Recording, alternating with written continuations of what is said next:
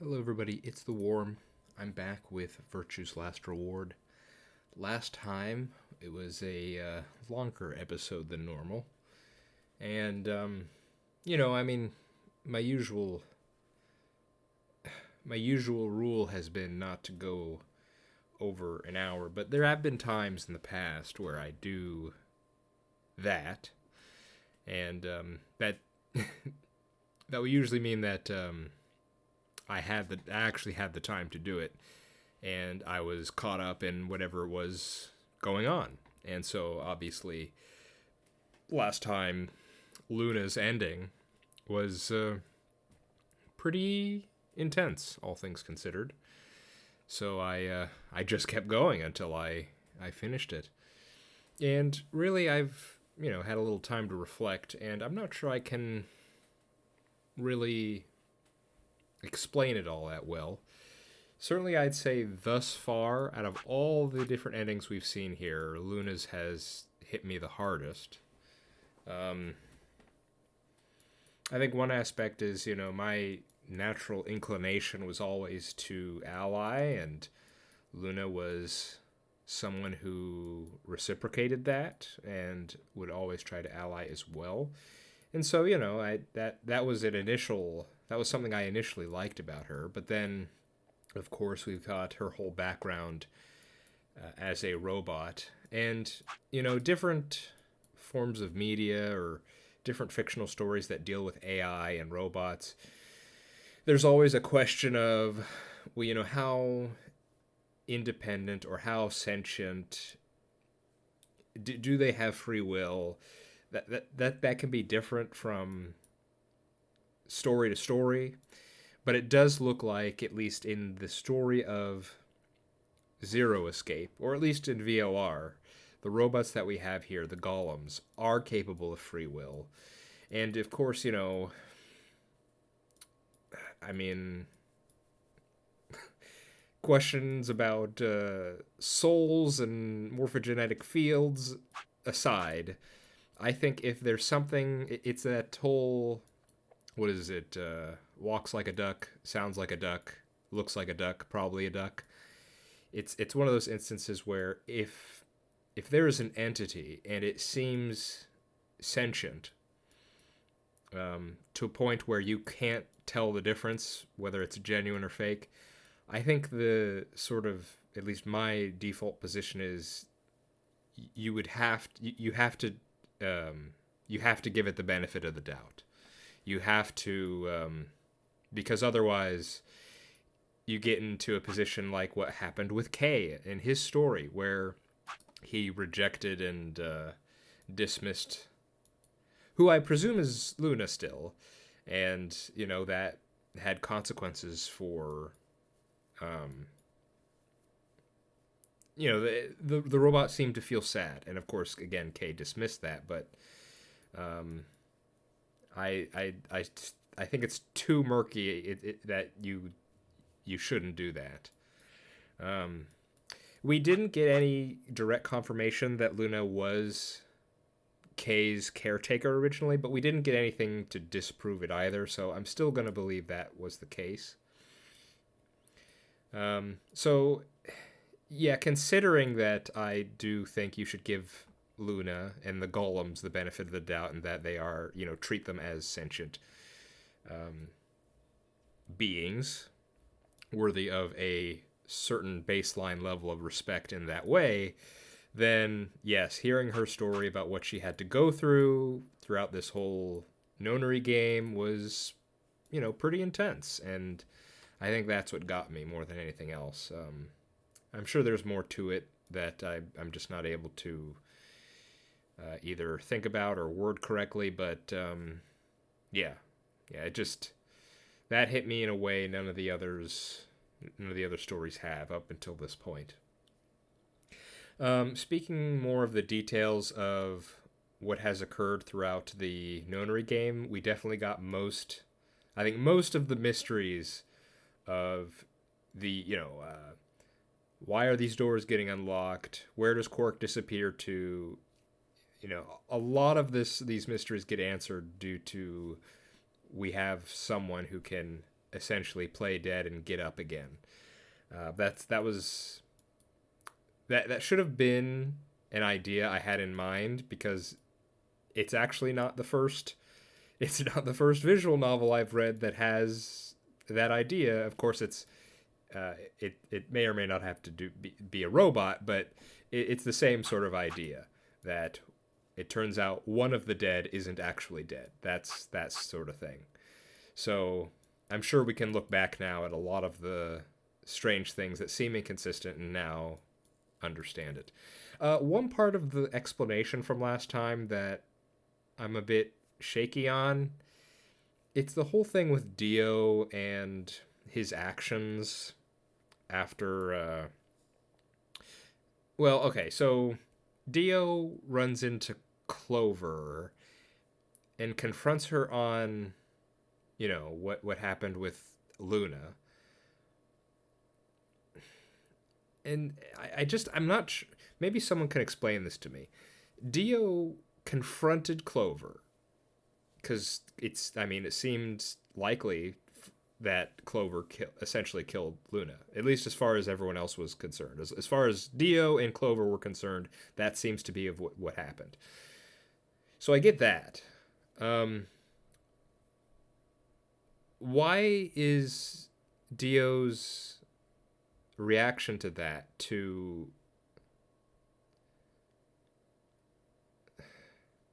he saw he was going to go... She went to go get the defibrillator, right? So it seemed that maybe he could have thought it was an accident, or she was trying to fix her mistake, or I don't know. Why does he confront her and start to... I should probably go back and look at that scene again, but he confronts her and they get into a physical altercation. Then Tenmyoji shows up and he fights him too, and then after getting the better of them both, he handcuffs them to a sink. And then he does this, I get it. Dio's cruel and evil, okay? I understand that. But from a sort of strategic point of view, why not just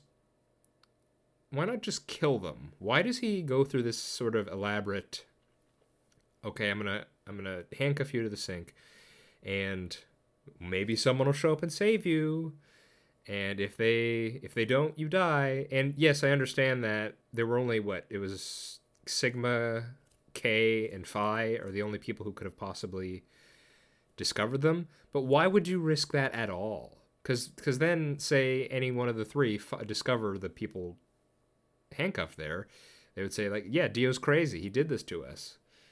And yet later on we see when K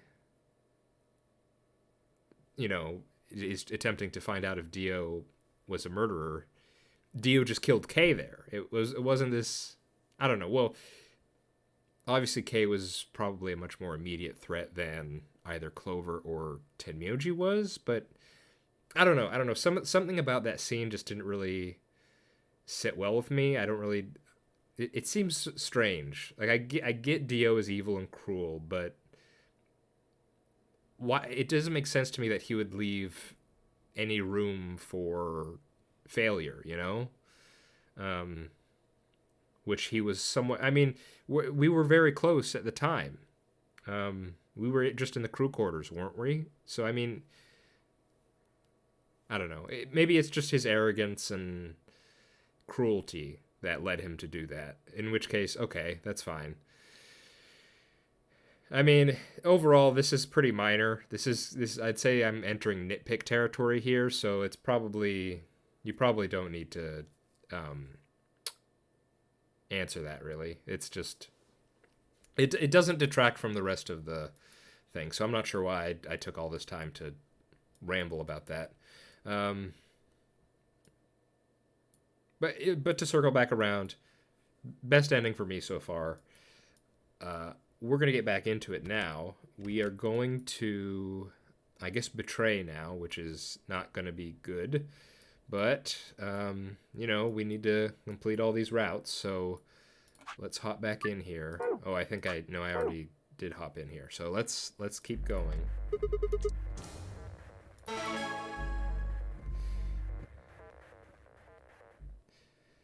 See, the Luna's ending was already very sad, and now I'm worried it's going to be even sadder now. Oh, there was one more thing.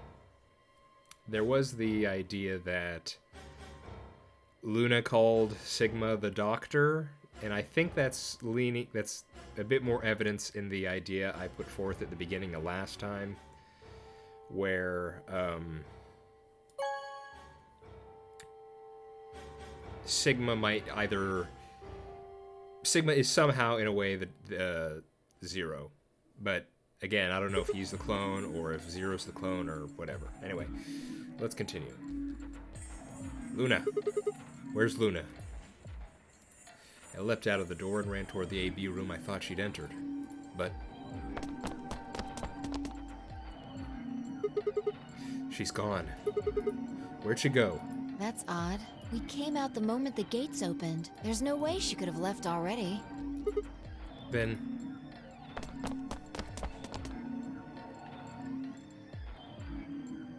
there it was.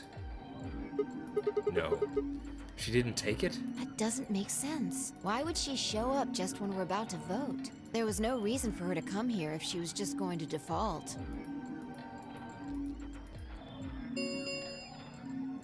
Results from round 3 of the Amberdex game will now be displayed.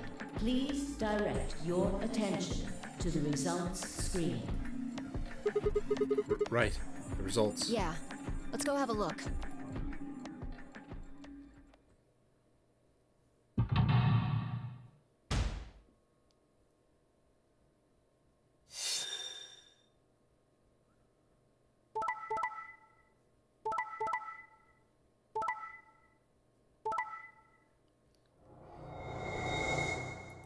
I've gotta think, if for anyone who Points have been assigned or subtracted accordingly. I'm wondering if there are people who they've played this game and they did the opposite of me, betray every time, or if there's people who, okay, so there's three ways to play this game, right? Do what I did, ally every time, betray every time, or the middle way, which is betray our ally at different times. And I gotta think, I've kind of taken the easy way in that, I just always ally. And that's kind of if you do that or if you betray every time, that's actually, I'm thinking, it's kind of lazy a bit. I'm curious about those people who they played this game and they actually sort of played the game. Do you get what I mean? Like they would actually try to, psychologically try and deduce, okay, how is my opponent going to vote? And then they do, then they try to vote accordingly.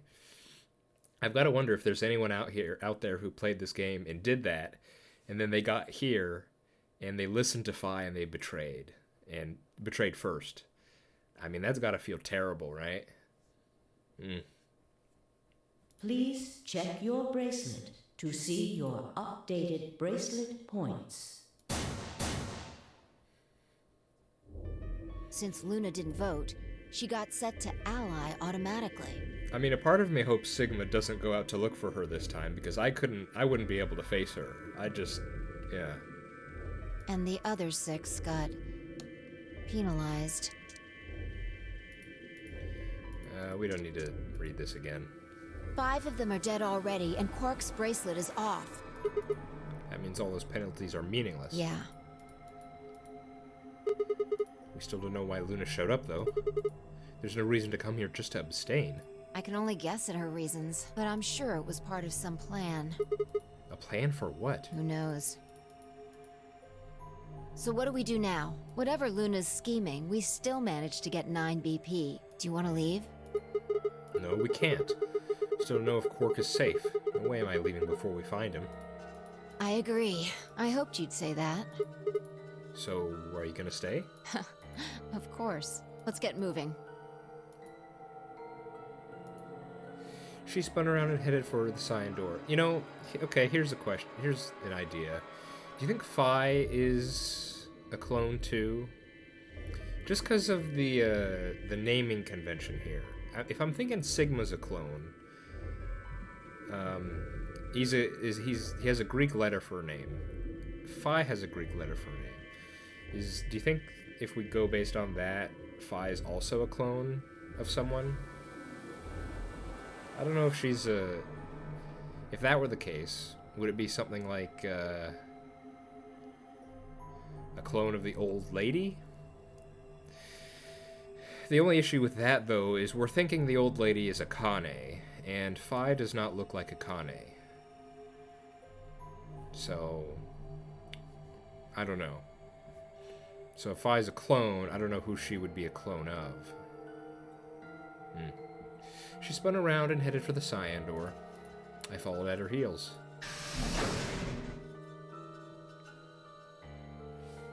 Is this just the... Oopsie daisy. Okay, we're just going to be going throughout the whole facility again.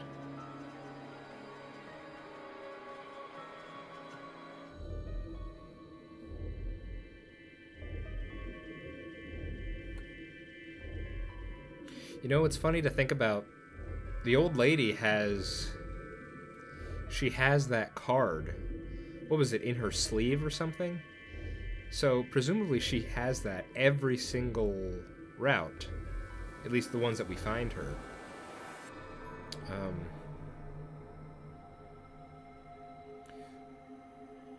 It's just funny that we've never... we only found it at the... that one particular route. Where does she go?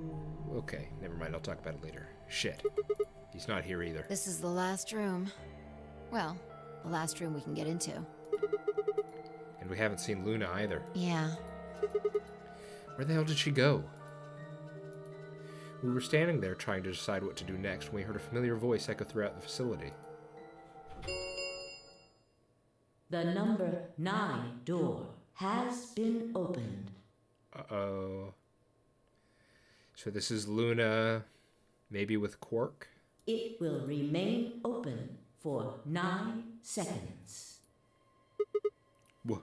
What? No, that's not possible. What's not possible? But she only bit her lip and said nothing. Then all too soon it was over. The number 9 door has closed. This ends the nonary game. Thank you for your participation. As the game is over, all doors other than the number 9 door have been unlocked. Escape is not possible. Please enjoy your stay. What? What just happened? It's all over now, isn't it? We're stuck here forever. We should go back to the Floor A warehouse. I need to know if the door actually opened or not. With that, she was off. Yeah. With a sigh, I turned to follow.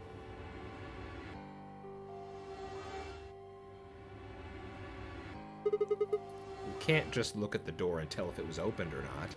True, but the projection should tell us. What? Yep, Luna and Quark. Luna and Quark escaped? So it would seem. Have we ever looked at this before? I feel like this is the first time we've ever looked at this. Why? How? Almost as if on cue the screen flickered. And Zero Jr. appeared. We haven't seen Zero Jr. late in the game. I mean, every time we restart, we see Zero Jr., but we don't see Zero Jr. in the late game almost ever. Hello. Well! Long time no Zero! Remember your old pal Zero? You! I'm guessing somebody's hoping for an explanation about what the diddly-o just happened. Because we're such great friends, I decided to make an exception and descend from on high to give you the 4-1 run. Aren't you happy? So what's this explanation you've got? Well, let's start with little Quark. He was given an anesthetic that put him to sleep. While he was out, Luna carried him through to the other side of the number 9 door. But how did she open the door? With Quark's bracelet, you silly bunny. It was still in the infirmary. Remember? Luna just hopped over there and picked it up. So I was right. Quark had 9 BP when the second round ended. Yup. But didn't he get penalized after the 3rd round? Yes, he did. But a penalty can't take away your points. Just your life. The needles popped out and so on, but the points stayed the same. So Luna took Quark to the door. And since her bracelet was already off, she wouldn't have suffered the same penalty. No. But it wouldn't have mattered anyway. Oh, right. She's a golem. All right. I think my tale is through. Okay, well, I've got some questions for you, buddy. Not you. Well, good thing you guys don't have questions for V. That guy's a jerk. This isn't the alphabet. You must be feeling pretty good if you're able to joke around like that. I mean, 6 people just died here. It's not really a big deal. That's just how you humans are, after all.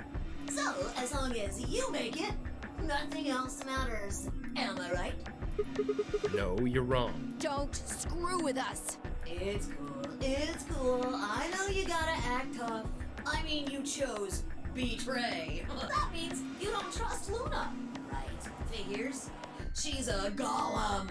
She might even be a murderer. That's why you were planning to leave her here and bone out, wasn't it? You see, it's all about you. Haven't you thought about how sad you've made Luna? What? Well, looks like my time here's just about all used up. Wait, I still have questions for... No, I won't wait. I don't like waiting. I waited once, and some half-witted reptile got the better of me because of it. Say what? After that, I learned to make sure to value my time. Tortoise and the hare. Alrighty then. I'll see you when I see ya. Have a nice trader.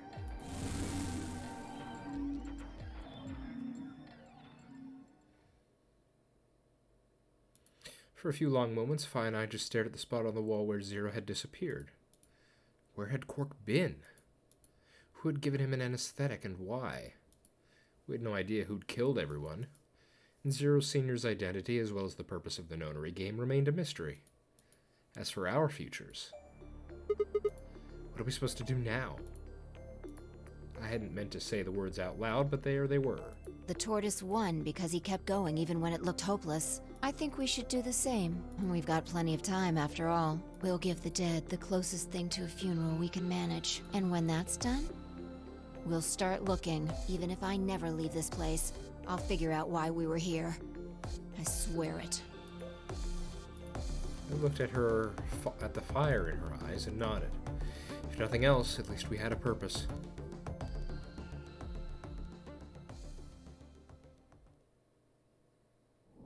Game over.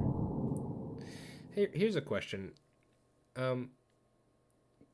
There are some...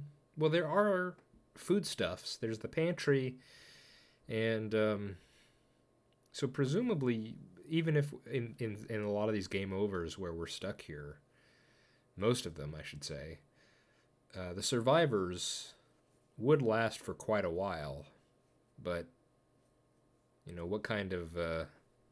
since it's always just a game over and there's nothing after that, presumably just nothing comes of it? They're just here forever? Okie dokie. Alright.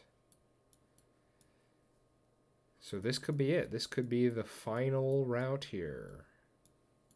Certainly seems that way. I don't see any more possible ways to go. So I don't think we're going to be starting the rest of the bomb route today. We will be doing one other thing, though.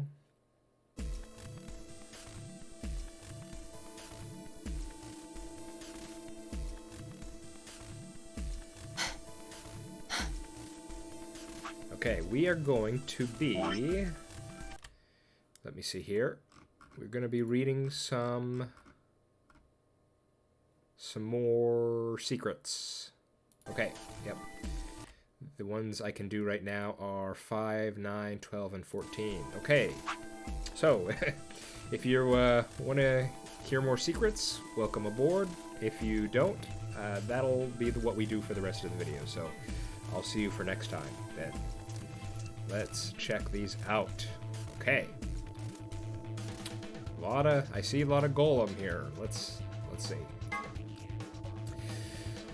The golem is an anthropomorphic creature from Jewish folklore. Golems are made from clay and will obey any orders given to them by their creators without question, although they tend to take instructions very literally. A golem is created by performing a holy ritual, then kneading the clay into the shape of a person, chanting a spell, and writing the Hebrew word emet, truth, on the golem's forehead.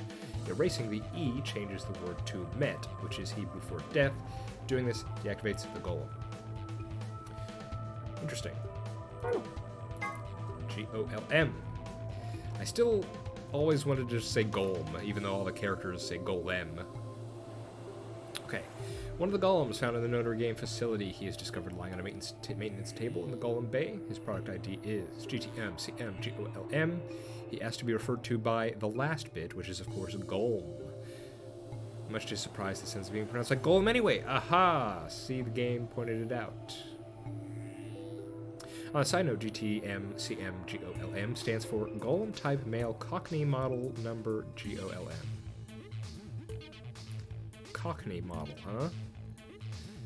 Okay. Chinese room. I think someone pointed this out. Who was it?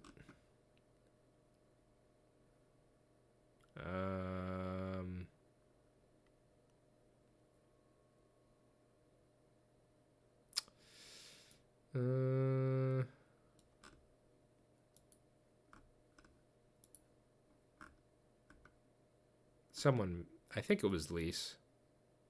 Yeah, Lise mentioned it. Now, if you look at this woman here, it does look quite a bit like Luna. Yeah. So, definitely quite a good hint if you're paying attention. Chinese Room is a thought experiment developed by American philosopher John Searle? Don't know.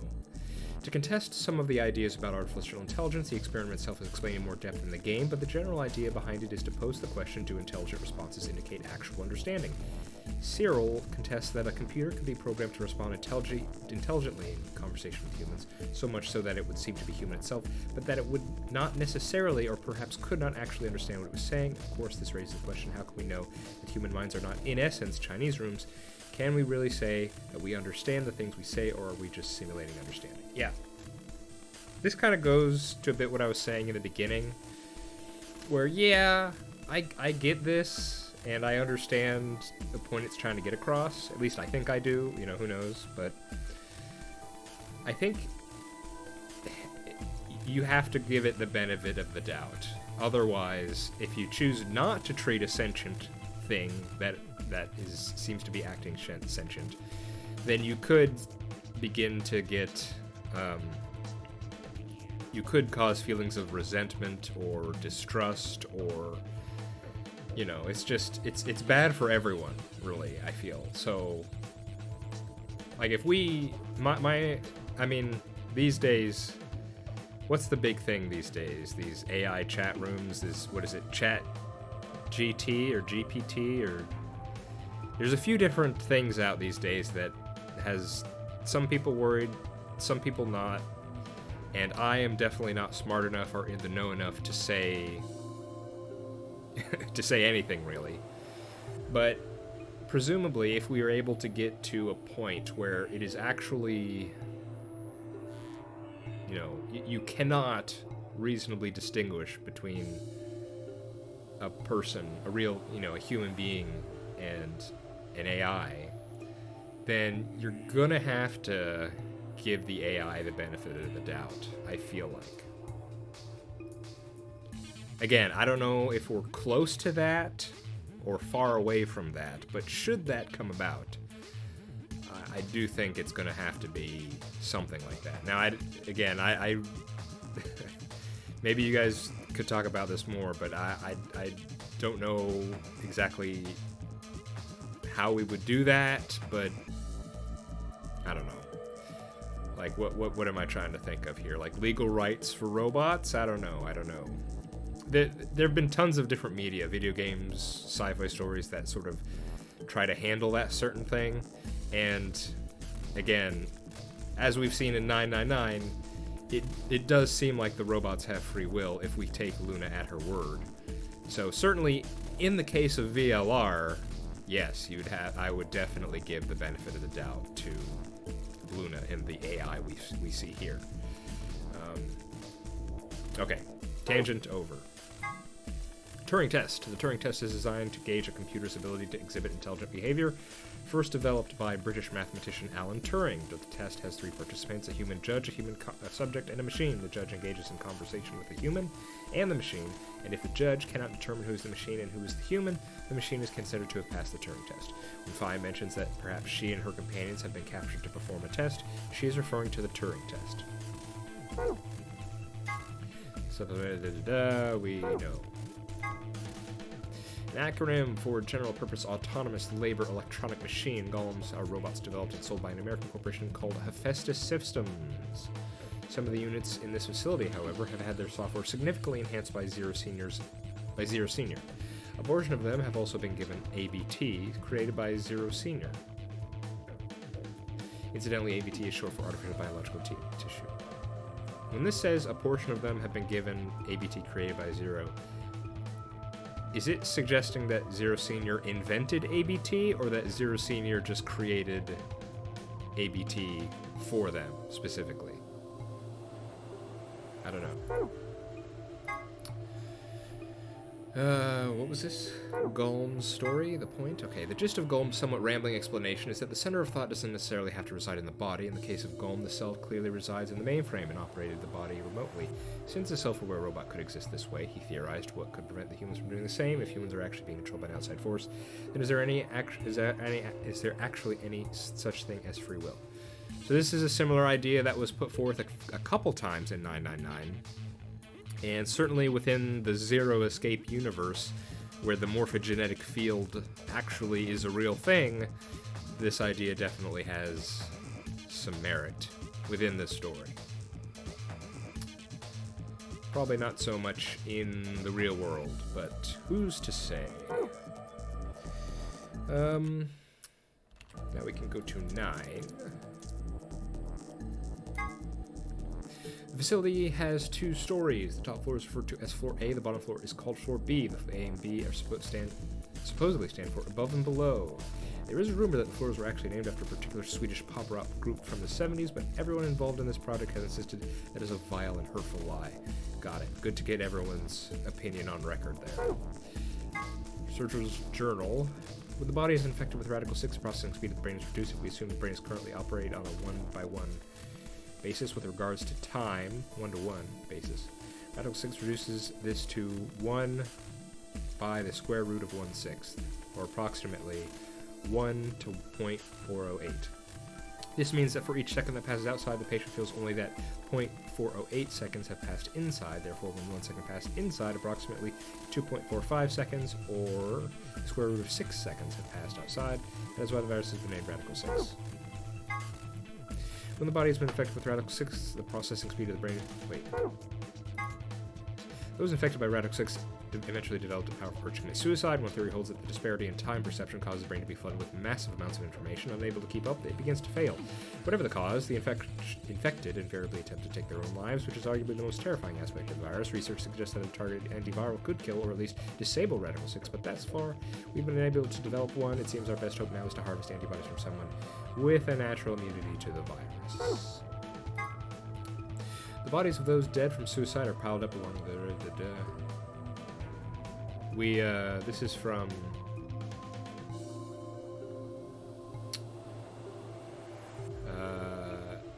we heard this before. I'm sure we heard the other parts before, too. The entire area reeks with the stench of decay, and the sky is filled with constant buzzing of flies. At times, the swarms are so thick that when one passes, it feels as if a cloud has gone over the sun. Every day, I see more crows, rats everywhere feeding on the dead. Ironically, the only healthy living creatures are the stray cats who've grown fat off the plentiful rodent diet. A few humans who survived the outbreak have been locked away by the government in underground shelters. I don't know how many were saved, but I fear only a handful. Oh Lord, please let their futures be a bright one. This is an excerpt from the Journal of Researcher. Did the space could trace some second cut out? Jumpy doll.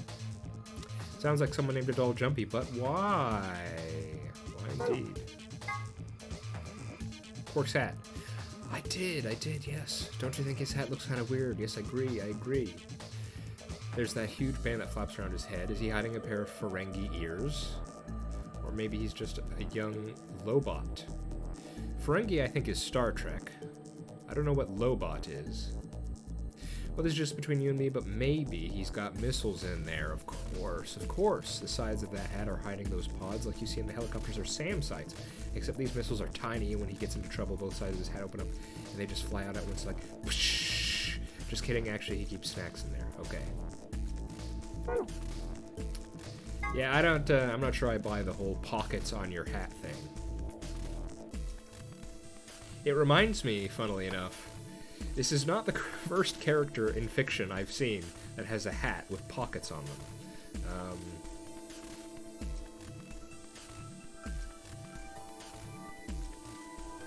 I won't, never mind, I won't talk about that. Just know there is a character in a different, it is an anime. If you know it, you know it. There is another character I've seen that has a hat with pockets on it. Excelavir. No, this is not Excelavir. Here it is. Antiviral medication made to counteract Radical 6. More specifically, it's an antibody with a natural resistance to the virus. It was found and extracted from an individual in 2038. Interesting. And then replicated using the IG replicator. An Excelavir injection is the only known way to fight off a Radical 6 infection. So that's fairly early on. Remember I thought they talked about in one of the research ones, like here. No, not this one. Didn't they talk about how hoping a cure would be made eventually? That seems fairly quick. Next is 12. Prisoner's Dilemma. Apple and Banana committed this serious crime and were separately arrested. Since they were accomplices, police separating and kept them communicating. Following even either I mean, we did this. Okay, this is the Prisoner's Dilemma. Do you betray your partner or stay silent in the AB game? However, sometimes the most rational choice isn't always the best ones. Yeah, okay, got it. Antimatter bomb. This bomb uses energy generated by the collision of particles and antiparticles. How does this work? Phi explains. Imagine two types of matter that are exactly opposite, like male and female. When they're combined, what happens, according to quantum theory, their numbers add together to make 0, like 1 and -1, and they kind of disappear because they cancel each other out. They call that annihilation, but when they collide, they create something like a baby, except the baby is sort of pure energy, a lot of it. So in other words, an antimatter bomb makes an exploding baby. Does that make sense? Perfectly. Detonator this device. Technically, it's a remote training detonation signal device, but that takes a real time to type out, so we'll just use detonator.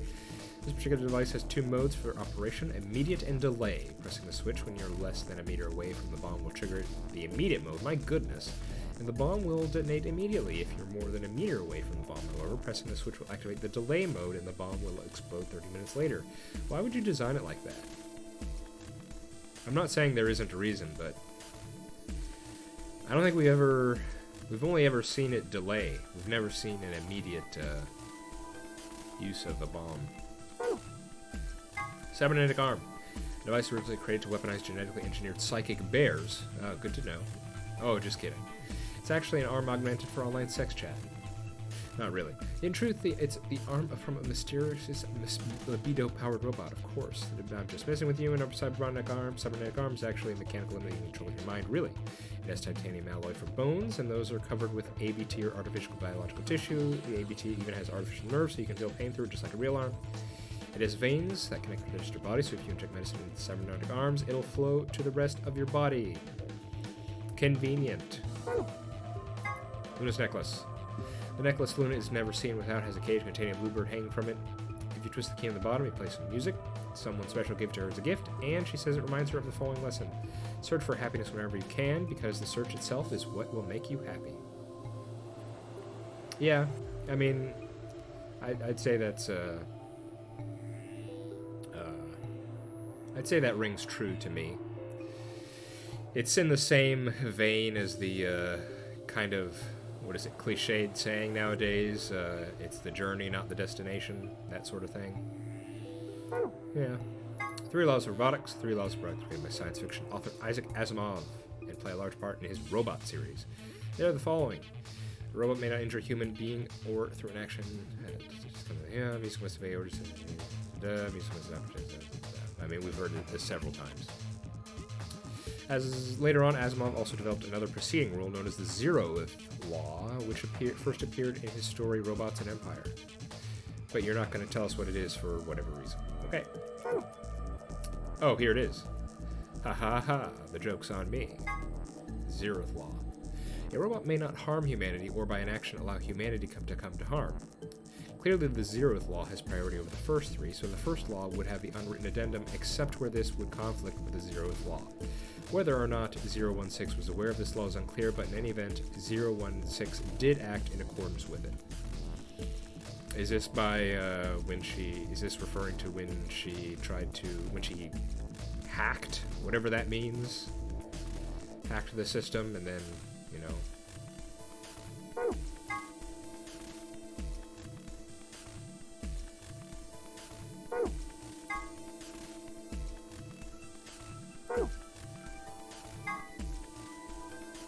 Okay, and then I think we have one more. 14. Floor B, graffiti. Memento Mori at the 9th line of the sun. It appears to have been written in some sort of weird paint. Memento Mori is a Latin phrase that translates roughly to remember death, mortality. 9th clears over to 9th, but seems to have been written or spelled wrong, likely on purpose. Why? Perhaps it's an anagram of like the words on the wall in the floor. A warehouse? If it is, what does this one mean? Hourglass. The hourglass displayed in the background is actually a 4-second timer. It doesn't have much practical use except maybe for really impatient people. If you were at a restaurant waiting for your food to come out, for instance, hey, how long are you going to make me wait? I've already flipped this hourglass 100 times. Technically, 100 times would only be 400 seconds, but 6 minutes and 40 seconds. But saying 100 times is much more dramatic and therefore much more likely to get a desired response from the wait staff. Interesting. Gentle points.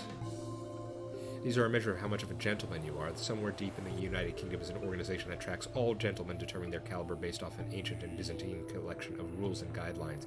Every year during the spring, a representative of this organization conducts a cursory investigation of each member's behavior, or at least appears to, and then awards gentle points based on what they saw. The following formula is used. Old ladies escorted across the street times top hats owned times puzzle solved times money given to gentlemen tracking organization equals total gentle points. That's completely reasonable. Yeah, fair enough. Knife. Small spiral knife. It has myrmidons stamped on the flat blade. Blade like 150 millimeters. Base width 30 millimeters. Base thickness 3 millimeters. There's blood on it, but whose blood? Okay. Principle of causality. The law of cause and effect, specifically that a cause must precede every effect. At the quantum level, however, things aren't quite as immutable. The principle of quantum superposition holds that any physical system, such as an electron, exists at least partially in all of its theoretical states or configurations, but when measured, gives a result corresponding to only one of them. A classic example of this is the double slit experiment, where light appears to behave as both a wave and a particle. One of the interesting implications of this is that, in a sense, you are influencing the past. By observing a system, you are defining the cause of an effect you witness, and in a way altering the past. Normally, I would comment here that quantum level is where shit gets real, but given the nature of this phenomenon, it seems that it would be more accurate to say that the quantum level is where shit gets unreal. Ho ho ho. Nox's 10 Commandments. Here we go. Here it is. Here it is. Here's the thing. I'm well acquainted with this thing.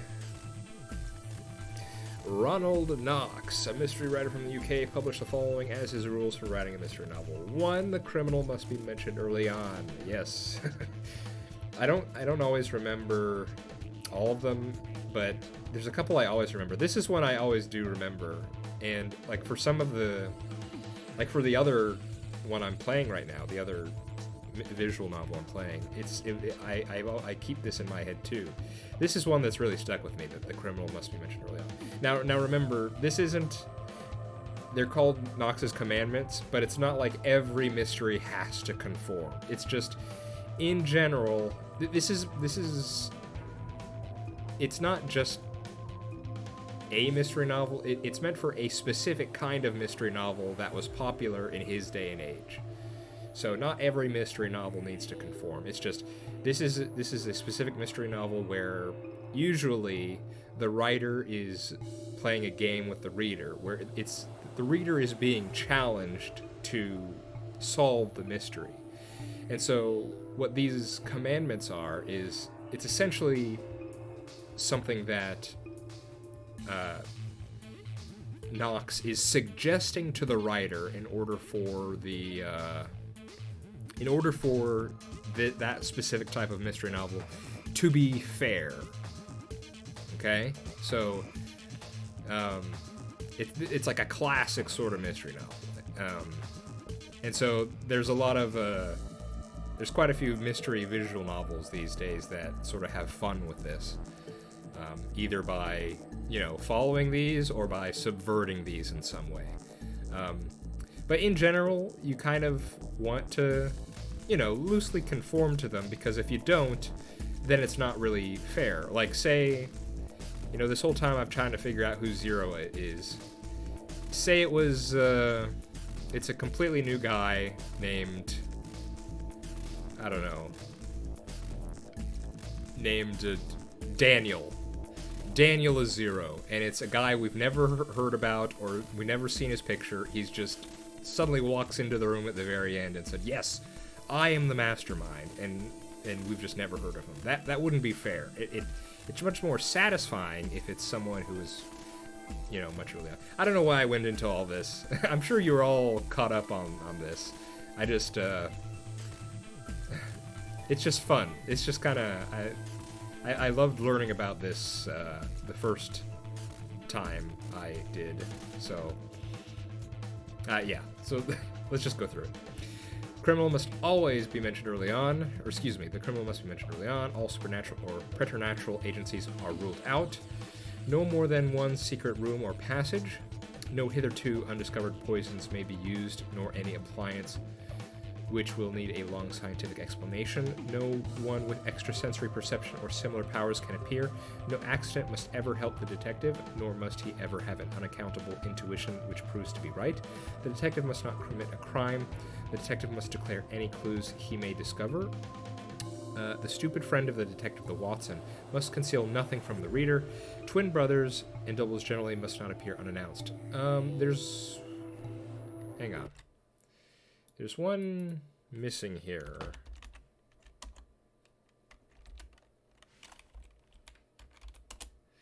Either one is missing or one has been modified. Let me actually get the big list here.